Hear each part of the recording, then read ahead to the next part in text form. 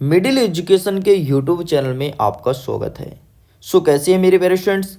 लीजिए अब कक्षा 10वीं के हिंदी विषय का सिलेबस लेकर के आ चुका हूं। देखिए स्टूडेंट्स, आपके त्रैमासिक और अर्धवार्षिक दोनों एग्जाम का नंबर वार्षिक परीक्षा में जुड़ेगा, इसलिए मजाक में बिल्कुल भी कोई भी परीक्षा को नहीं लेना है। सभी को सीरियस हो जाइए। देखिए, अगर यहाँ कम नंबर आते हैं तो आपके वार्षिक परीक्षा में कम ही नंबर आएंगे, चाहे कितना भी मेहनत कर लो। इसीलिए अर्धवार्षिक परीक्षा का सिलेबस मैं लेकर के आ चुका हूँ। इतना ही नहीं, लगातार मोस्ट आईएमपी क्वेश्चंस भी प्रोवाइड कराए थे, तो आप वहाँ से भी पढ़ सकते हैं। तो अर्धवार्षिक सिलेबस के सिलसिले में हम कक्षा 10वीं के हिंदी का देखेंगे। ऑलरेडी विज्ञान, सामाजिक विज्ञान और गणित विषय का अपलोड कर दिया गया है। चलिए आगे बढ़ते हैं। सिलेबस थोड़ी बड़ा है, इसलिए आपके पास जितने भी किताब हैं सभी किताब को ओपन कर लो। टिक करा दूंगा, फटाफट आप टिक कर लेना। देखिए, आरोह भाग 1 का किताब खोलो। काव्य खंड में जाओगे तो पद्य साहित्य का इतिहास एवं प्रवृत्ति कवि परिचय ये देखने को मिलेगा। आगे बढ़ते हैं तो गद्य खंड में जाओगे तो गद्य साहित्य का इतिहास, विकास क्रम एवं प्रवृत्ति एवं गद्य विधाएं और लेखक परिचय। लेखक परिचय कौन सा पूछेगा सब मैं बता दूंगा, तो अभी इनको तुम छोड़ सकते हो, क्योंकि इन सब चीज़ों को मैं बाद में डिस्कस करूंगा ही करूंगा। आगे बढ़ते हैं तो व्याकरण में जाते हैं। तो व्याकरण में आपसे निबंध लेखन, पत्र लेखन और अपठित गद्यांश ये पूछा जाएगा। तो निबंध लेखन कौन सा आएगा, पत्र लेखन कौन सा आएगा, मोस्ट आईएमपी क्वेश्चन जब लेकर आऊंगा तो उसमें डिस्कस जरूर करूंगा, तो अभी तो इसे स्किप कर सकते हो। आगे बढ़ते हैं जुलाई माह में। आरोह भाग 1 काव्य खंड में अब टिक करना स्टार्ट कर दो। काव्य खंड में आप कबीर वाला पाठ को टिक करो। हम तो एक एक करी जाना, इसको टिक कर लो। गद्य खंड में नमक का दरोगा, जिसे लिखने वाले मुंशी प्रेमचंद्र थे, और इन्हीं के बारे में कवि और लेखक परिचय में हमेशा देता है। मियां नसीरुद्दीन, जिसके लेखक यहाँ पर नाम लिखा है कृष्णा सोबती हैं, और अबू के साथ 2.5 साल सत्यजीत राय हैं। तो सबसे ज़्यादा इंपॉर्टेंट प्रेमचंद्र जी के नमक का दरोगा है, यहाँ से प्रश्न उत्तर भी देखने को मिलता है। चलिए आगे बढ़ते हैं। नेक्स्ट अभिव्यक्ति और माध्यम एक किताब होगा, यहाँ से जन संचार माध्यम, तो अभी इसको स्किप करो, मैं बातें बताऊंगा।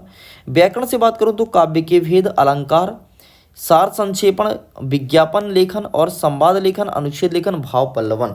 तो यहाँ से केवल आपको काव्य के भेद और अलंकार पढ़ना है बस। बाकी अनुच्छेद लेखन ये सब अंतिम में बता दूंगा, टेंशन मत लो, ठीक है। आगे देखते हैं आरोह भाग 1 में अगेन काव्य खंड में मीरा, मोरे तो गिरधर गोपाल, इन दोनों चैप्टर्स को अच्छे से टिक कर लो।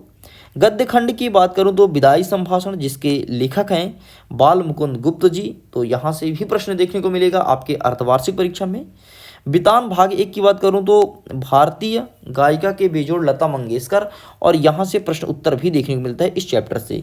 देखो, जो चीज़ मैं बता रहा हूँ ना, आप यकीन करो इन्हीं चैप्टर से प्रश्न देखने को मिलेगा।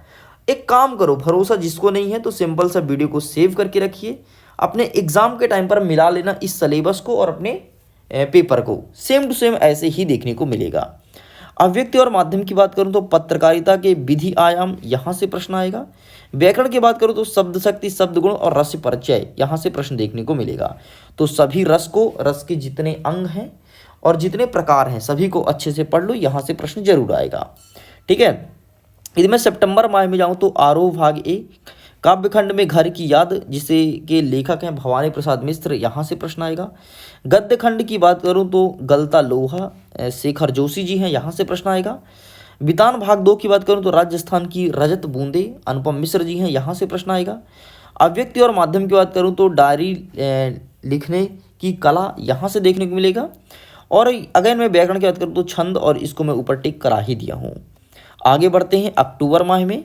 अक्टूबर माह की बात करूं तो आरोह भाग 1 में आपको चंपा काले काले अक्षर नहीं चिन्हती, यहाँ से प्रश्न डेफिनेटली आपके एग्जाम में आएगा, क्योंकि पिछले कई सालों से लगातार पूछा रहा है, ठीक है। और एक गजल है जिसके लेखक है दुष्यंत कुमार। यदि मैं गद्य खंड की बात करूं तो रजनी, मनु भंडारी, यहाँ ज़्यादातर प्रश्न देखने को नहीं मिलता है। अव्यक्त और माध्यम की बात करूँ तो कथा, पटकथा, यहाँ से कथा क्या है, पटकथा क्या है, 1 या 2 नंबर का प्रश्न आता है, बाकी ज़्यादा नहीं आता है, ठीक है। हाँ, पत्र लेखन, तो पत्र कई प्रकार के होते हैं, कुछ औपचारिक होते हैं तो कुछ अनौपचारिक होते हैं, इनको सबको अच्छे से मैं समझा दूंगा, टेंशन मत लो। तो यहाँ से भी प्रश्न देखने को मिलेगा, ठीक है। निबंध लेखन, निबंध आप जानते हो वही आएगा, जल ही जीवन है या फिर विज्ञान ही चमत्कार है, ठीक। या फिर कोई एक त्यौहार के बारे में लिखने को आएगा, लेकिन निबंध एक पूछा जाएगा। आगे देखते हैं मुहावरे। दो मुहावरे हमेशा आएंगे और दो लोकोक्तियाँ। कभी कभी लोकोक्तियाँ देता है, कभी कभी मुहावरे, और कभी कभी ऐसे होता है कि एक मुहावरा एक लोकोक्तियाँ दे दे और उसके अथवा में आपको सेंटेंस अरेंज करने को देता है, मतलब शुद्ध वाक्य लिखिए। ठीक, इस प्रकार से प्रश्न पूछा जाता है। चलिए आगे देख लेते हैं। नेक्स्ट, आरोह भाग एक काव्यखंड में हे भूखा मत मचल, यहाँ से प्रश्न देखने को नहीं मिलता कभी, तो आप इन्हें स्किप कर सकते हो। गद्य खंड में ये जो लिखा चैप्टर्स, यहाँ से भी कभी प्रश्न आता तो आप इन्हें भी स्किप कर सकते हो। ठीक है, मतलब आपके चैप्टर्स में है, लेकिन आपके एग्जाम में कभी प्रश्न नहीं पूछा है। मुझे पिछले 4 साल का एक्सपीरियंस है, तो उस एक्सपीरियंस के बेसिस पे बात कर रहा हूँ। दिसंबर माह की बात करूँ तो आरोह भाग 3 काव्यखंड सबसे खतरनाक अवतार सिंह पास का है, तो आप चाहो तो इसे भी स्किप कर सकते हो। भारत माता से 1-2 प्रश्न देखने को मिलेगा, जवाहरलाल पटेल जी हैं, तो आप इसे देख लेना।